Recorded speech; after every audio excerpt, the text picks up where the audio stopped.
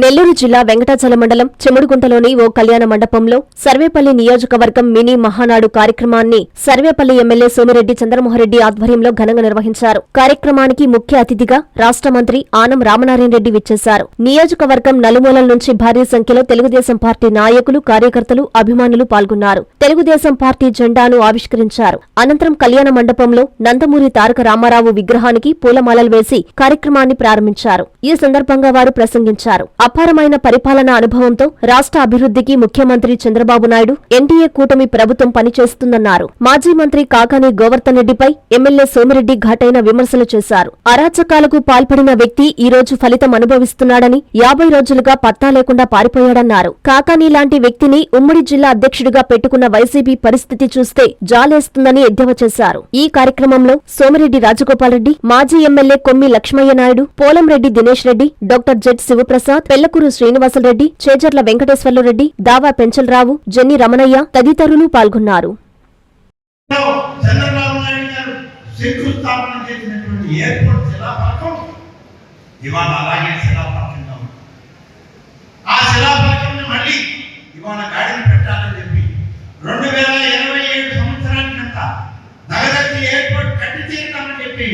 ముఖ్యమంత్రి గారు హామీ ఇచ్చి ఇలా ఒకటొకటిగా అన్ని చేస్తూ వస్తూ ఉన్నాం.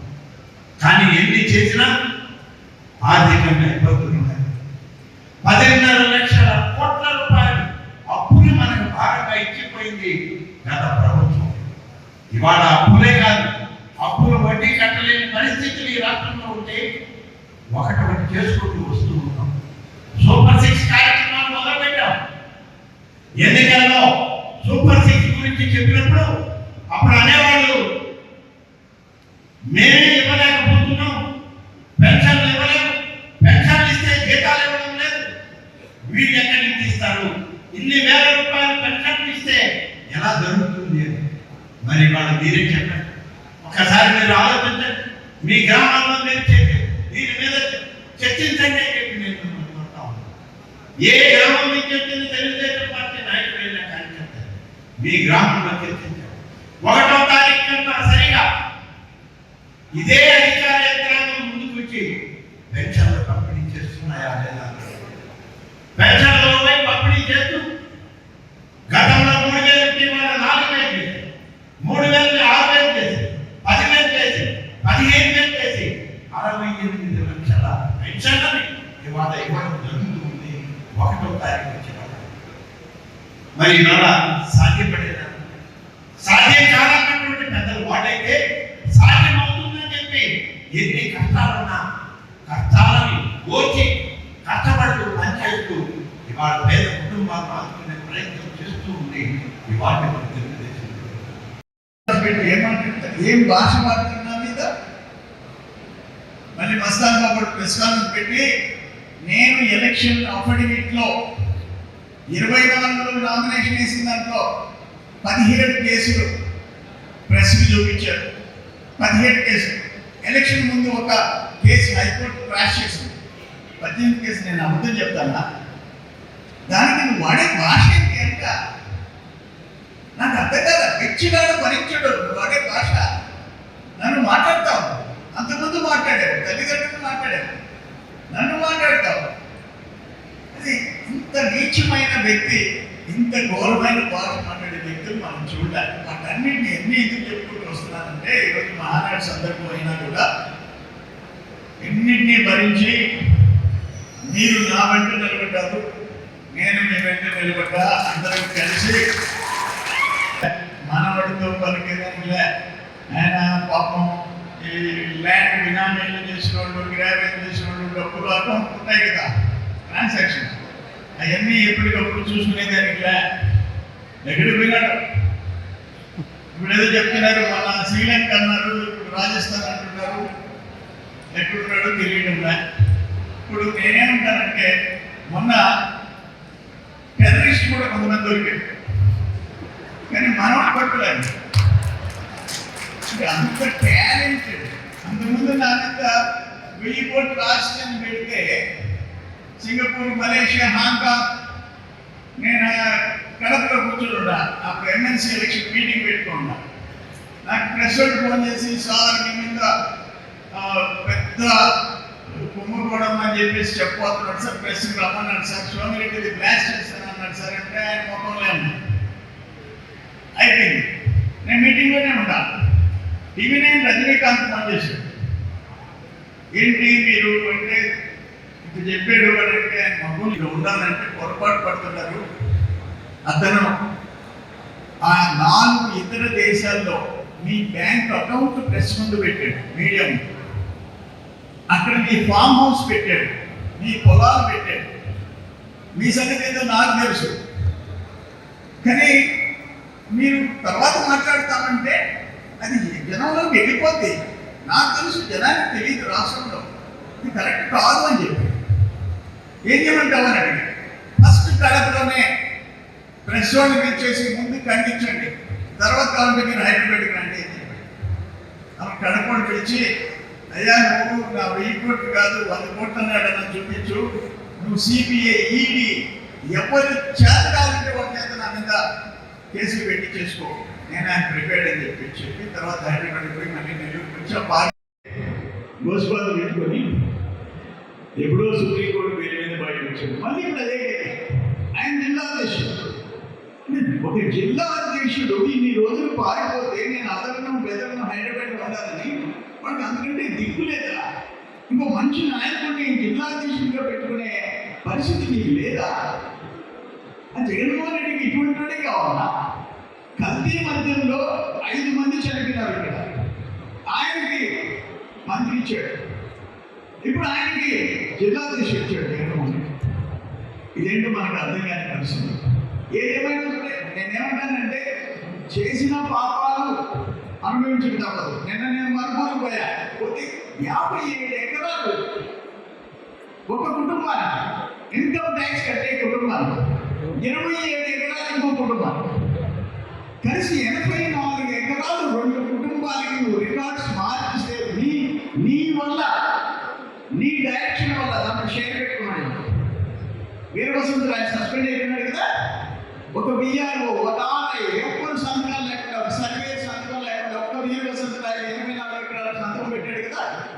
తీసుకోపోయి కలెక్టర్, జాయింట్ కలెక్టర్ దగ్గర మన వాళ్ళు ఎత్తుకోపోయి ప్రూఫ్తో కూడా పెట్టాడు కదా, సస్పెండ్ అయిపోయినాడు కదా. ఇన్ని పాపాలు, ఎంతమంది సస్పెండ్ అయిపోయి. నా దగ్గరికి ఆ స్వాతి అనే అమ్మాయి హైదరాబాద్కి వచ్చింది, కాలు పట్టుకోపోయింది. ఒక బ్రాహ్మణ అమ్మాయి ఉత్తమ కాలు పట్టుకుంటుంది, కానీ మీరు చేసింది తప్పు అని చెప్పాను. సార్ నేను ఫస్ట్ టైం వచ్చాను సార్, నాకు తెలియదు సార్, వాడు భయపెట్టారు సార్, ఆయన ఏం చెప్తే చేయాల్సిందే ఆయన కిందోడు అందరూ చెప్పారు సార్ అని. వీళ్ళందరూ ప్రమోషన్స్ రావు ఇంకోటి, వాటన్నిటికీ కారణం నువ్వు.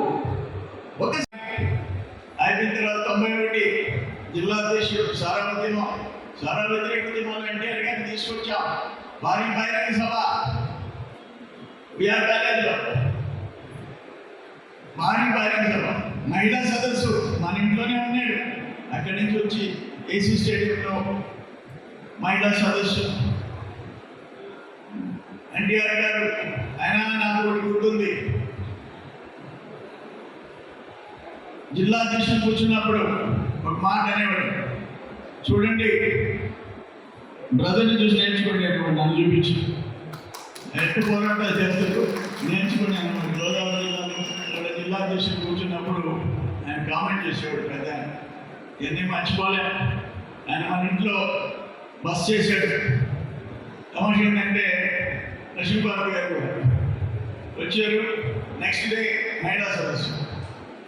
పక్క రోజు మా అన్న వివేకాన్న ప్రెస్ కాన్ఫరెన్స్ పెట్టాడు, నువ్వు లక్ష్మీబాబుతో ఫస్ట్ నైట్ ఏమంటాడు దాన్ని శోభనం, నువ్వు అక్కడ వాచ్. ఈరోజు ఆయన అయిపోయింది ఏంటి, ఒక్కరు కాకపోతే ఒక్కరు. ఈవెన్ జిల్లా అధ్యక్షుల సమావేశంలో కూడా జగన్మోహన్ రెడ్డి గోవర్ధన్ రెడ్డి ఏడి గోవర్ధన్ మీద ఆ కేసు ఈ కేసు పెట్టారని ఒక మాట కూడా అలా. ఎందుకంటే బహుశా వాళ్ళే కూడా ఇదనంటే ఆ రోజు క్వాచ్ డిసెంబర్ 12 నేను ఇల్లీగల్ క్వారింగ్ అంటే నేను పోయినా మైనింగ్ అంటే GPS మ్యాప్స్ పెట్టి అందరికి పంపించాలి. ప్రతి mail official mails chief secretary, DGP, DMG, collector, SP.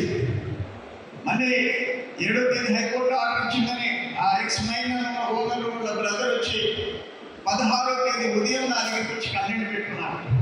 ముందు ప్రెస్ కాన్ఫరెన్స్ పెడితే నేను తిరిగి కౌంటర్ పెడితే అందరూ ఎంజాయ్ చేసేవాడు. ఆయన మాట్లాడింది, నేను మాట్లాడింది, ఏం మాట్లాడతాం. కానీ ఏ రోజు ఒకరికొకరు చెడిపోవాలని కోరుకోలే, ఏ రోజు జరగలే. జనార్దన్ రెడ్డి గారు వాకాడులో ఆయన ఇంటి ముందు ఆయన చీఫ్ మినిస్టర్ ఉంటే పోయి నేను ఒక ధర్నా చేశా. వాడు ఫాలోయర్స్ కోపం వచ్చింది. ఆయన నెల్లూరుకి రాగానే వాడు ఫాలోయర్స్ పోయి వాడు పిల్లలు ఆయన వాడేది మన ఇంటి ముందు ధర్నా, వాడి సంగతి యాక్షన్ తీసుకోవాలా అని చెప్పేసి పోయినారు. జనార్దన్ రెడ్డి ఒక మాట అన్నారు, మీరు అన్నారు కదా వాడు పిల్లోడని, వాడు పైకి రాని వాడు ధర్నా చేస్తున్న ముఖ్యమంత్రి పదవుకోగా పిచ్చి మాటలు మాట్లాడబాకండి అన్నాడు.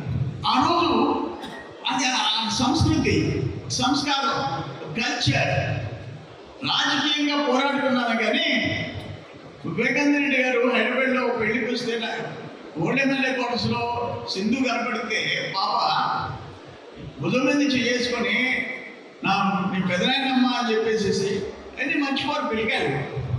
రాజకీయంగా పోరాడుకున్నాం. లక్ష్మీరెడ్డి గారు ఒక క్షణం రాజీ పాటు పోరాడుకుంటాం, ఆయన కూడా పోరాటం. కానీ ఎవరు చెడిపోవాలని కోరుకోం, కానీ ఇతను చెడిపోవాలని కోరుకుంటాడు. నా మీద, నా సన్ రాజగోపాల్ మీద విజయసాయి రెడ్డి వాడుకొని ప్రైమ్ మినిస్టర్ ఆఫీస్ నుంచి సూట్ కేసు కంపెనీలు ఉన్నాయి, వేల కోట్ల రూపాయల డబ్బులు ట్రాన్సాక్షన్ చేశారని ఎంపీ చేత పిటిషన్ పెట్టిస్తే ఈడీ ఎన్ఫోర్స్మెంట్ డైరెక్టరేట్ హైదరాబాద్ 2 ఏళ్ళు తిప్పుకుంది. ROC register of companies Bengaluru 2 ఏళ్ళు తిప్పుకుంది. ఇన్కమ్ ట్యాక్స్ విజయవాడ 2 ఏళ్ళు తిప్పుకుంది. తిరిగి సాలేదు. ఆటల వాళ్ళు ఏమున్నాయా మీ దగ్గరకు వచ్చిపోతారు, ఎందుకు ఇటువంటి ఫాల్స్ పిటిషన్స్ పెట్టారు వాళ్ళు అని వాళ్ళే ఒక్క మీద వేలేసుకునే పరిస్థితి వచ్చింది. అంటే చంద్రమోహన్ రెడ్డి 2024-25 10th క్లాస్ ఫలితాలలో డాక్టర్ ఎస్ఆర్కే విశ్వసాయి స్కూల్ విద్యార్థుల విజయ విహారం పి ఖ్యాతి లక్ష్మి 595, కె తేజస్విని 594, ఓ సంజన 591 మార్కులు సాధించడమే కాకుండా 580కి పైగా 10 మంది విద్యార్థులు, 550కి పైగా 37 మంది విద్యార్థులు, 500కు పైగా 58 మంది విద్యార్థులు అత్యుత్తమ ఫలితాలు పొందారు. స్ట్రెస్ ఫ్రీ ఎడ్యుకేషన్ తో ఎన్నో ఎక్స్ట్రా కరికులర్ యాక్టివిటీస్ మరియు విశాలమైన ప్లే గ్రౌండ్ కలిగి ఎందరో విద్యార్థులకు విజయాన్నందిస్తున్న the best school doctor SRK Vishwasai school. అడ్మిషన్లు జరుగుతున్నవి. సంప్రదించండి. Branch 1 Magunta layout, branch 2 children's park road, Nellore. Hi Nilor, please subscribe to N3 TV.